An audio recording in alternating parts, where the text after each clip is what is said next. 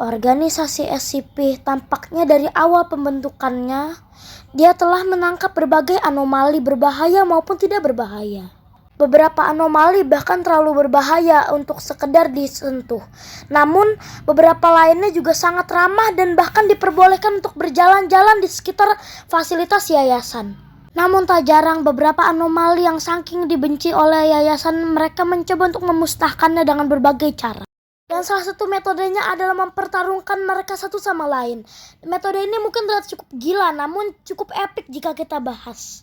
Dan sesuai tema video ini, kita akan membahas pertempuran SCP-173 Sang Patung Pembunuh dan SCP-106 Sang Pria Tua Busuk. Untuk mengetahui siapa yang akan menang, mari kita membahas kedua SCP.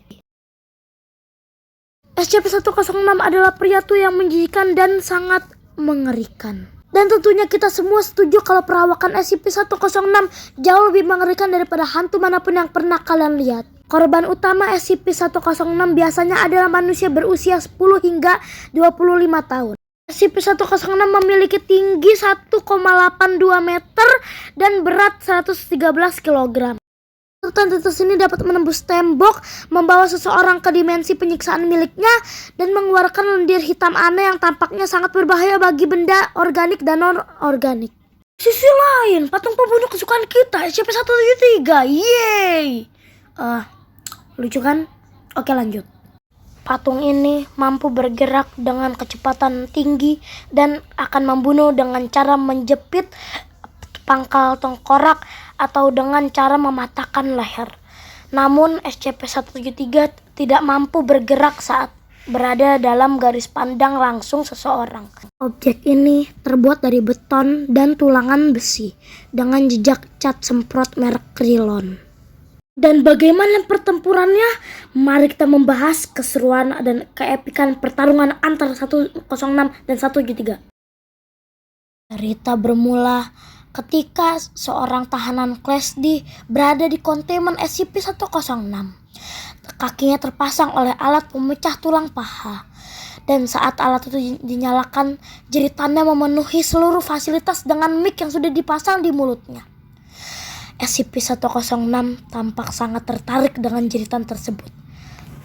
Dan yang sudah kalian tebak, ini akan terjadi. Mainan baruku, ayolah bermain denganku. Lelaki tua itu langsung menghilang ke lantai. Peneliti yang dikejarnya berhasil sampai ke pelukan MTF yang sedang menyelamatkannya dengan sebuah cerita yang sudah diceritakannya selama bertahun-tahun.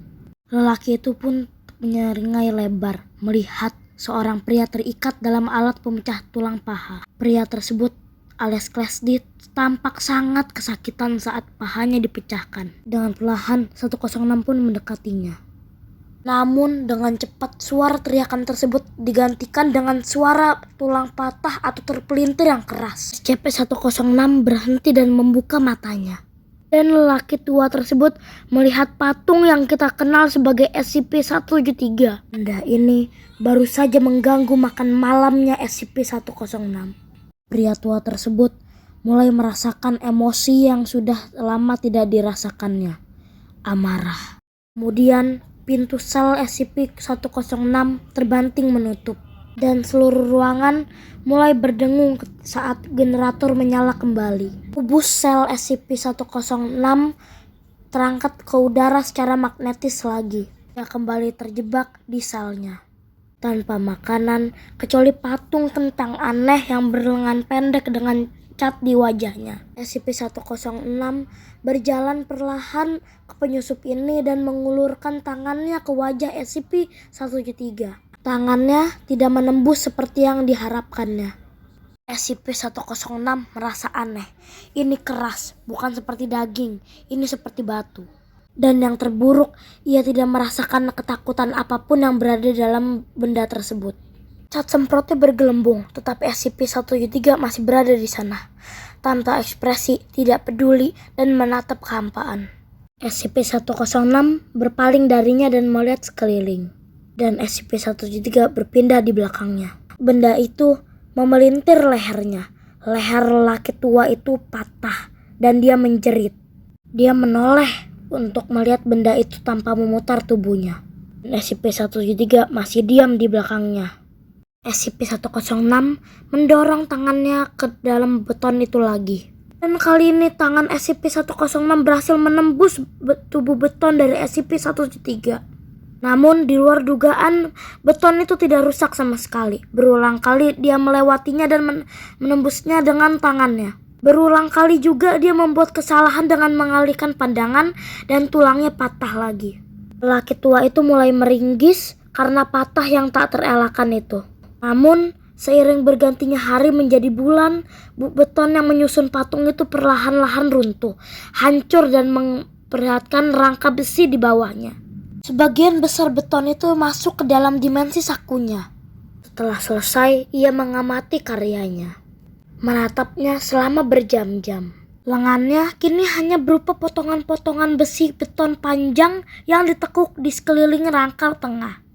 Itu tidak akan pernah menyakitinya lagi. Ia mulai tergelincir ke lantai dan begitu dia berbalik, ia merasakan baja itu menusuk dadanya. Ia merasakan tulang rusuknya patah menjadi dua. Baiklah, ia juga akan menghancurkan baja itu. Akhirnya tidak ada yang tersisa kecuali tumpukan karat, debu, dan kenangan ketakutan yang tidak akan segera dilupakan oleh lelaki tua itu. Jadi kesimpulannya yang menang adalah SCP-106 dengan kekuatan yang luar biasa. Saya terima kasih untuk menonton sampai habis dan jangan lupa untuk subscribe, share, dan komen serta nyalakan notifikasi belnya agar gak ketinggalan video terbaru dari gua. Sorry banget gak ada subtitle karena gua lagi capek banget nulis subtitle. Jangan lupa subscribe. Jadi ya.